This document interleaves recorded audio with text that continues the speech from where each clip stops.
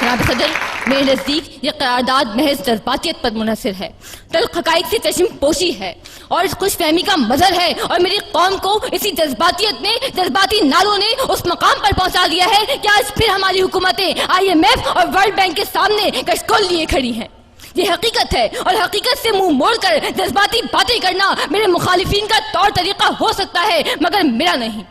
یہ حقائق روز روشن کی طرح ہر باشعور، سمجھدار اور درد مند دل رکھنے والے پر آیا ہے کہ ملک کی معیشت آج کہاں کھڑی ہے۔ ایک طرف اقلیت کی عیاشیاں ہیں، دوسری طرف عوام کی خودکشیاں ہیں۔ مائیں اپنے حمل اور باپ اپنے ہاتھوں سے اپنی نسل ضائع کر رہے ہیں۔ جس باپ نے بھوک اور بے روزگاری کے ہاتھوں پاگل ہو کر اپنے ہی بچے دریائے راوی میں پھینک دیے، اس کے لیے گنگا، جمنا اور راوی میں کیا فرق ہوگا؟ لگاؤ، تم آزادی کے نعرے لگاؤ اور ان نعروں سے ہمیں بہلاؤ۔ میں اگر بھوک کی شدت کا گلا کرتا ہوں، تم عقیدوں کے غبارے مجھے لا دیتے ہو، میرے ملبوس کے پرہول شگافوں کے عوض کتنی تقدیس سے فرمانے حیا دیتے ہو۔ محترم صدر، ہم آزاد نہیں ہیں کہ میرے اس ملک میں ہماری کمزور معیشت کی وجہ سے عملی طور پر ہم امریکہ کے غلام ہیں۔ جذباتی باتیں کرنے والوں، کیا ہماری سرزمین پر ڈرون طیاروں کے حملے نہیں ہو رہے؟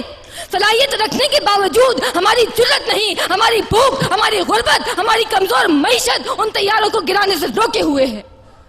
محترم صدر، یہ کس قسم کی آزادی کی بات کر رہے ہیں؟ یہاں لوگ بھوکے، بے روزگار، بے آسرا اور بے اماں ہیں۔ نام رکھا ہے اسلامی جمہوریہ پاکستان، دین ہے اسلام، قومی اسمبلی کے باہر لکھا ہے کلمہ طیبہ اور میراثی فن کرتے ہیں مغربی جمہوریت کا۔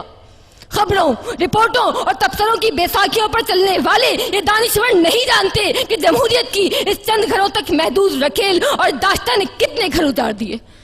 محترم صدر، میں قائد ایوان کے سوال کے جواب میں سوال کرتی ہوں کہ کیا ہمیں پاکستان اسی لیے دیا گیا تھا کہ ہم یہ دیکھیں کہ لاقانونیت اور معاشرے کی جڑوں میں تیزاب کی طرح پھیلی ہوئی کرپشن اپنی آخری حدود سے بھی تجاوز کر چکی ہے، ڈینجر زون عبور کر چکی ہے، معمولی سے معمولی اور جائز کام کے لیے بھی دام درکار ہے۔ سماج ایک شفاف منڈی میں تبدیل ہو چکا ہے جہاں قدم قدم پر میرٹ مسلوب ہے، جہاں محکمہ تعلیم جہالت کی تھوک منڈی ہے، جہاں عدالتوں میں انصاف رلتا ہے، جہاں قانون ساز قانون کی بوٹیاں نوچنے میں فخر محسوس کرتے ہیں، اور جہاں عوام اور اقتدار دو مختلف بلکہ متضاد قوتوں کا نام ہے۔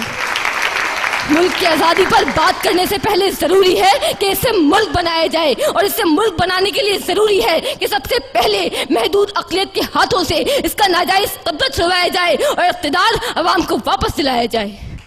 مجھے امید ہے کہ تمام حقائق کو مد نظر رکھتے ہوئے یہ باشعور ایوان اس قرارداد کو مسترد کر دے گا۔ جس دیش کے کوچے کوچے میں، جس دیش کے کوچے کوچے میں افلاس آوارہ پھرتا ہو، جس دیش کے کوچے کوچے میں افلاس آوارہ پھرتا ہو، جو دھرتی بھوک اگلتی ہو، جو دھرتی بھوک اگلتی ہو، جہاں دکھ فرش سے گرتا ہو، جہاں بھوکے ننگے بچے بھی آہوں پر پالے جاتے ہوں، جہاں سچائی کے مجرم بھی زندہ میں ڈالے جاتے ہوں، جہاں مظلوموں کے خون سے محل اپنے دھوئے جاتے ہوں، اس دیش کی مٹی برسوں سے یہ دکھ جگر پہ سہتی ہے اور اپنے دیش کے لوگوں کو جشن آزادی مبارک کہتی ہے، جشن آزادی مبارک کہتی ہے۔